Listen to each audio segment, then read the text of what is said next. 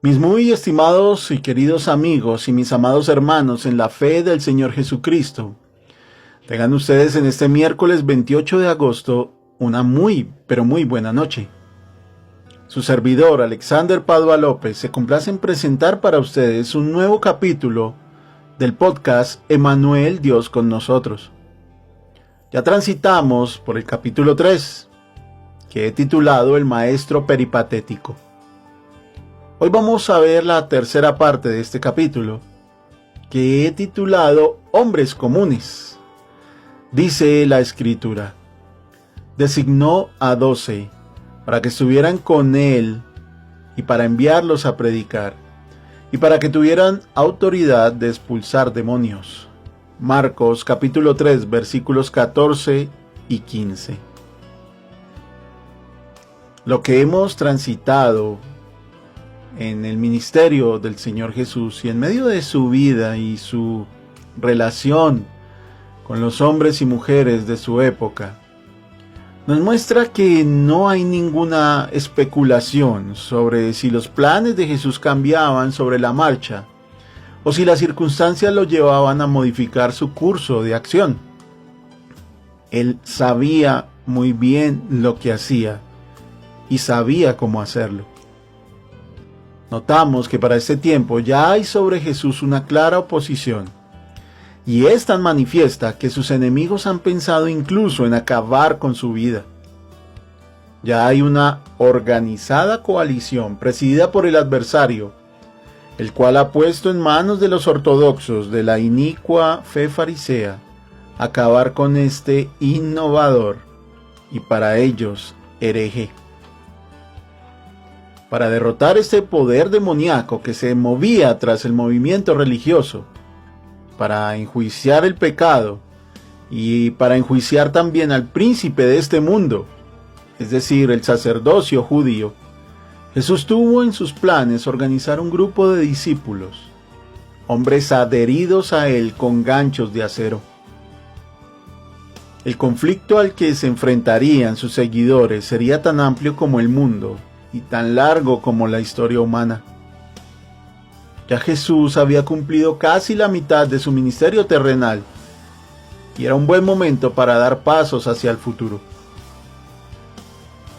Si bien estos discípulos no conformaban una iglesia, al menos no aún, fueron seleccionados para un propósito especial, como nos marca la lectura de Marcos capítulo 3.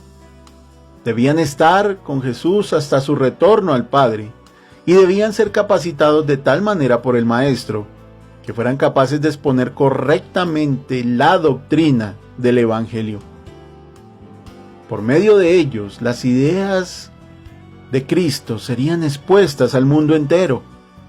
Y aunque es cierto que la enseñanza espiritual es efectuada en su iglesia por la persona maravillosa del Espíritu Santo, como nos lo recuerda 1 de Juan capítulo 2 verso 27, también lo es por Cristo y muy especial para estos hombres, como nos recuerda Juan capítulo 14 verso 26.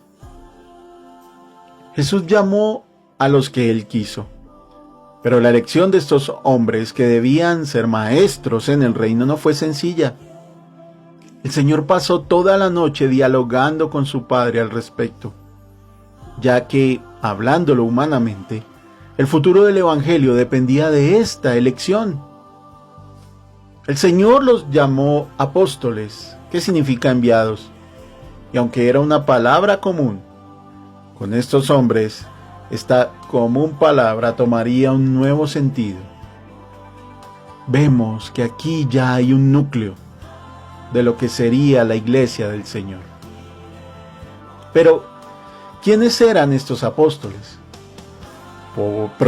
Muy probablemente 6 de ellos, Andrés y Simón, Santiago, también conocido como Jacobo y Juan, Felipe y Natanael, se habían unido tiempo atrás en Betania. Leví, o Mateo, como sabemos, había dejado su silla como cobrador de impuestos en Capernaum.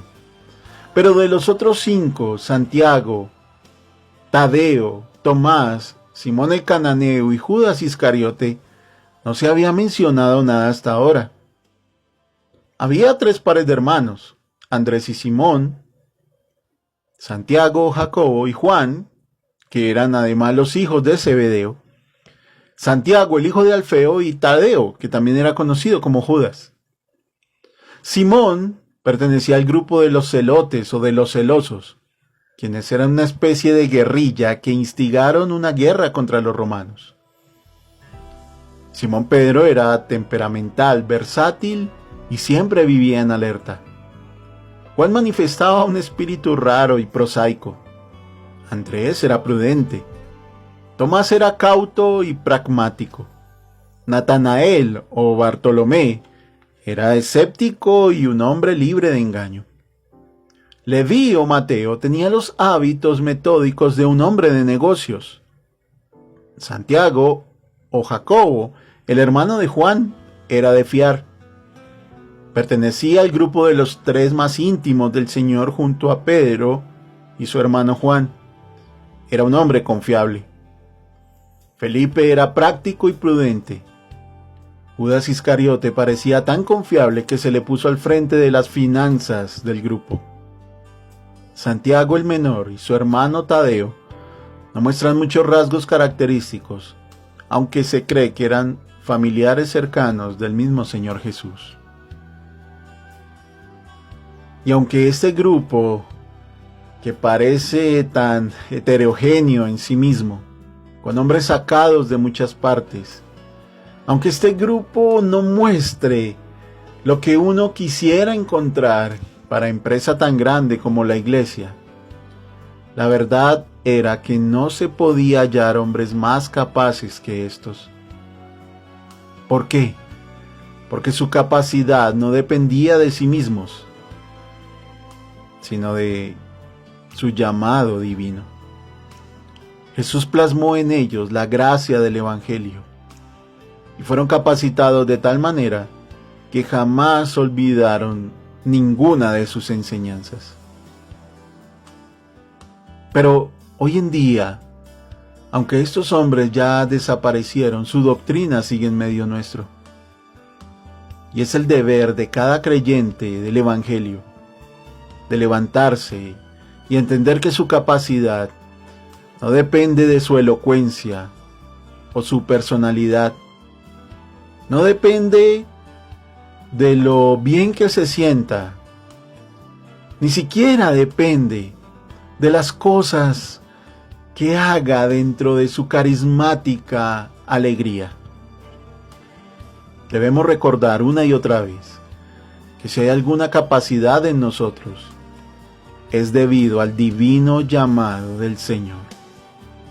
Él es quien nos capacita. Él es quien hace todas las cosas posibles por medio nuestro.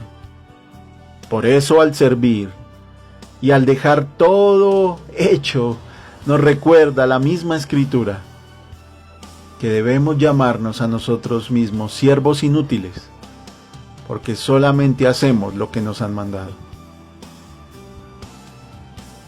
Con esta idea me despido en esta noche, deseando que mi Señor Jesús les bendiga en su caminar diario. Muchas gracias por su atención y hasta una próxima oportunidad.